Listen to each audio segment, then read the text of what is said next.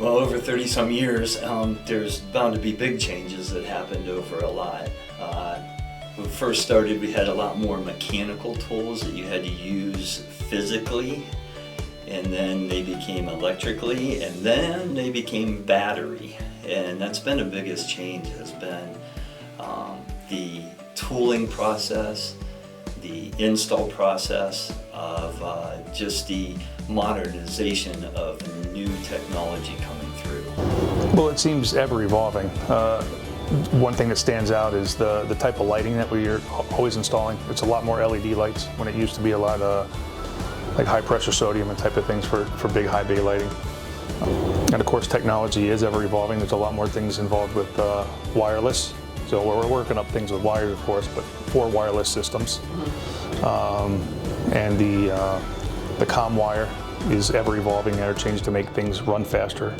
Well, when I started, let's just say with Evitz, we started out not building, but wiring trailer-size control rooms and remote terminal units, RTUs, which they call them. And today they're in a 4x4 junction box instead of a walk-in trailer that you just terminate wire to wire. Most of it's cards and everything else. I mean, just so much different today than when I started. I mean, when I started as an apprentice, the journeyman wouldn't even let you use a utility knife because they were illegal back then. Now, you don't see a penknife on a job because nobody uses hook knives anymore. And that was the thing back then to use, a hook knife on your wire. It was so hard to cut, it was ridiculous, but that's the way it was. And we used to, at the powerhouse, we didn't run conduit. We ran wire in the ground and put oiled, treated oak lumber over top and put a sand base on them, and that's the way you buried wire years ago. Probably safety. When I first got into the trade, there was safety, but it wasn't as it is now. I think different lesson learned programs and stuff like that has helped the industry be safer for the most part, which is a good thing. We try to tell the guys that all the time. We want everybody to go home like they came in. So that's probably the biggest.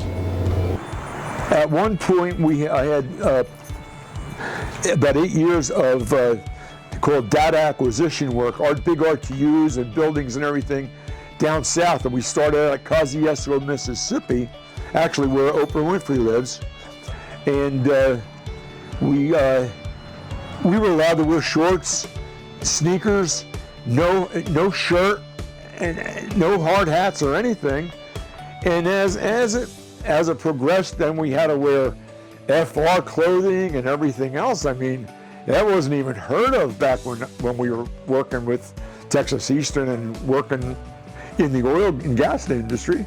We were allowed to wear just shorts and t-shirts.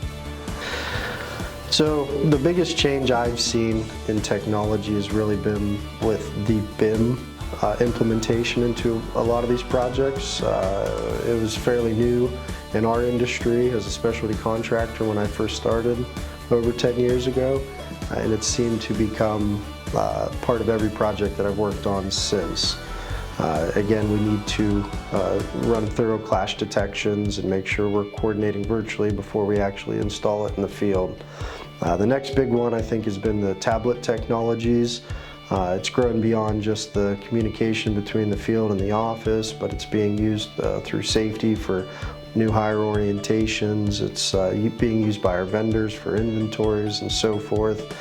We've also seen a lot of advancements in surveying in regards to the 3D laser scanning and being able to integrate that into a lot of our fabrications and retrofit installations as well.